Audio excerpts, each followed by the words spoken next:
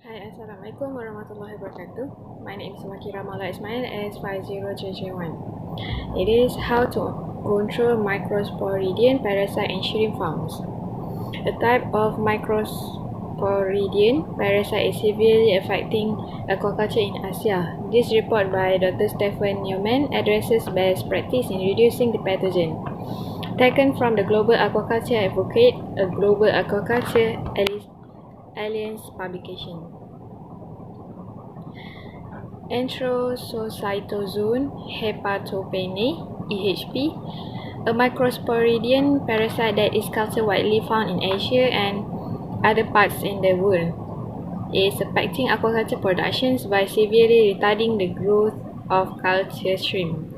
Although the most common pathology associated with microsporidians is the whitish discoloration in muscles due to spores that can stunt growth and cause other types of problem, EHP is different.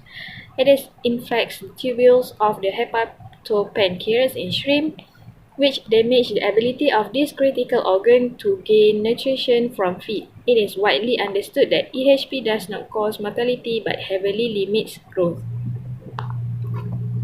Formally classified as protozoa, genomic taxonomy has determined that microsporidians are closely related to fungi. About 100 genera of microsporidians are known to infect crustaceans and fish. EHP is now endemic throughout China, Malaysia, Thailand, Indonesia, and Vietnam, and likely present in India and possibly Mexico. It can likely to be found everywhere that is imported live feeds from China and animals from areas where EHP is endemic. EHP is very different to eradicate. More than likely, we only be able to control its levels. How is EHP detected? The pathogen can be detected using gene-based tools such as polymerase chain reaction, which is PCR, and loop-mediated isothermal amplification testing of phases of broodstock. These methods can be also used with post-larvae. Light microscopy can be used as well, although it is very difficult to visualize the very small spores. Although effective, screening broodstock instance examinations of individual animals a costly practice. In some areas, there may be no animals totally free of the pathogen. EHP treatment. Microsporidians infections are typically treated with a specific class of drugs that is unlikely to be effective against EHP because of its target tissue specificity.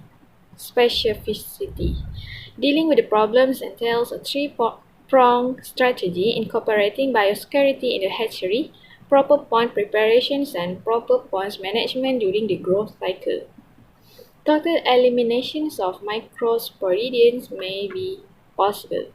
The best approach is to license the loads coming into ponds and control the levels of the ecosystem allows. The direct vector of EHP in ponds has not yet been identified. Biosecurity in hatcheries. Proper practice and produce for biosecurity in hatcheries and can control EHP. No live feed. Pond-reared adult broodstock as well as those feed-affected live feeds can be infected and spread EHP through feces. The use of live animals, including polychaetes, clams, warm water squid, and locally produced artemia, in broodstock maturation facilities poses a significant biosecurity risk and should be discouraged. Live feeds such as krills do not pose a risk. If live feeds are used, they should be frozen, pasteurized, or even irradiated. Disinfections. Maturation facilities and hatcheries should be dried out completely, washed, and then disinfected with a caustic solution of sodium hydroxide. It has been suggested that all equipment, pipes, and tanks should be soaked in a 2.5% sodium hydroxide solution for at least 3 hours. After this, The remaining caustic solution should be washed away and all the treated materials allowed to dry for an extended period. Rinse before use with acidified chlorine at 200 ppm and pH less than 4.5. Microsporidian spores are extremely resistant to most treatments, and complete eliminations will prove challenging. The goal is to substantially lower the load. Clean eggs and not fly. Proven strategies for washing and rinsing the fly with the appropriate mix of fresh water and chemicals, which is iodine and formaldehyde, among others, that can weaken the passive attachment of spores to egg and a fly. Thus, listener transmission must become a routine. This is an effective tool against EHP as well as for lowering the loads of the bacteria that cause early mortality syndrome that pass from the broodstock to post-larvae. Pond preparations. High organic loads typically relate to spore loads. This is likely some intermediate vector until we are sure that what it is. Use strategies to properly treat sediments from stocking. As spores typically are resistant to the wide variety of environmental conditions, with different species displaying differential susceptibility. The general suggestions are to physically remove accumulated organic matter and treat pond bottoms with a very caustic material to bring the pH to 12 and kill many of the spores. Killing all of them may be possible. It has been recommended that earthen ponds can be disinfected with a very heavy use of calcium oxide or quicklime applied at a level of 6,000 kg per hectare or greater. Pond bottoms must be completely dry. Flow the quicklime into a dried sediments to a depth to 10 to 12 cm. Then moisten the sediments to activate the lime. If the application is done properly, the pH of the soils will rise to 12 or more within days and then gradually return to normal as the quicklime becomes calcium carbonate. Pond management. After the soils have recovered, use suitable commercially products from the early stages of culture to prevent the accumulations of large amount of organic matter. This can be used alone or in combination with a water exchange. The goal is to lessen the amount of accumulated organic matter and thus reduce the potential reservoir for spores that will be ingested and continue to infect shrimp. Consistent use at levels that lessens the amount of organic matter is important.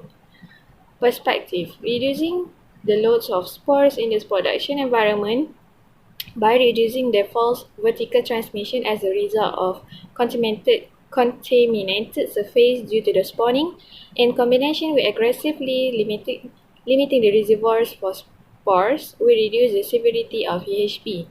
Consistent use of this method should be lessen the long-term impacts and reduce the environmental loads and spores.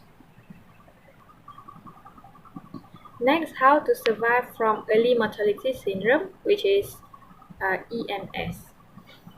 Early mortality syndrome, EMS, alternatively known as acute hepatopancreatic cirrhosis disease, AHPND, first occurred in Hainan, China in late 2009, followed by Vietnam in 2010. Malaysia was hit by EMS since 2011, which caused a decline of shrimp productions as high as 60% of the total production. The repeated crop failures have forced a number of shrimp farms to quit or switch to other aquaculture species such as marine fish. EMS usually affects the shrimps within 20 to 30 days post-stocking. However, there were incidents where cultures fail within 5 to 7 days of culture (DOC), while some cultures fail much later than at 70 to 80 DOC. Thus, EMS does not necessarily happen at an early stage of culture. This seems to suggest that the timing of outbreak depends on when the EMS pathogens get hold of the shrimps and bloom to cause the necrosis of hepatopancreas. Our field observations have Also, some come across incidents where post-larvae (PL) stock were tested positive for EMS toxin, but the health status of the crop only wobbled when it exceeded 70 DOC. With more and more shrimp farming areas confirmed to be endemic for EMS, we foresee EMS to remain as a problem for some time, but it will be as catastrophic compared with the earlier years. Based on our field experiences, we are of the opinion that our following measures could help the shrimp farming industry to survive from EMS. First, use of EMS resistant stock. Our field studies under Fisha Fish Disease Laboratory, University Malaysia Terengganu, did observe that certain strains of Penaeus venameae withstand EMS better than other strains in the endemic areas. Nevertheless, such specific pathogen-resistant SPR broodstock tends to spawn less eggs, thus lower production of SPRPL. Due to high demand for such SPRPL nowadays, more producers claim to producing SPRPL, which however could not be authenticated or the buyers due technical deficiency. Among the SPR stocks, we found that the resistance varied in farm from batch to batch, which could possibly mean that some stocks are actually at the level of specific pathogen tolerant (SPT). This could have happened if there was lack of resistant quantification during the development of SPR strains. Second, create and maintain a healthy microbiota in shrimp pond. The traditional shotgun disinfection of pond bottom and water may do more harm than good because the nutrients available after these infections may favor the bloom of relatively fast growing of bacteria such as Vibrios, including those causing EMS. We observed that the presence of EMS toxin strains in shrimp pond did not pose immediate risk of outbreak when an effective microbial management strategy was successfully applied to the pond. However, this could also be affected by the virulence of the EMS Vibrio strain involved. Pond microbial management could be achieved by biofloc technology (BFT), both full and semi, or by using commercial beneficial bacteria that are proven to be discouraging EMS virus outbreak. Third and last, apply good aquaculture practices (MIGAP), including appropriate biosecurity measures to check the entry of pathogens carrying stocks via pre-stocking screening, which is the entry of new strain of EMS vibrio may lead to emergence of more virulent strains and complicate the disease in farm. Besides, periodic EMS surveillance in farm is also necessary to assess the effectiveness of microbial management strategies and the risk of outbreak. In short, there is no single measure to overcome EMS in shrimp farming. A concerted strategy including but not limited to have above mentioned measures is necessary to survive from EMS. Our fish disease laboratory can support the shrimp farming industry with stock screening, farm surveillance, and the risk assessment of EMS outbreak. That's all. Thank you.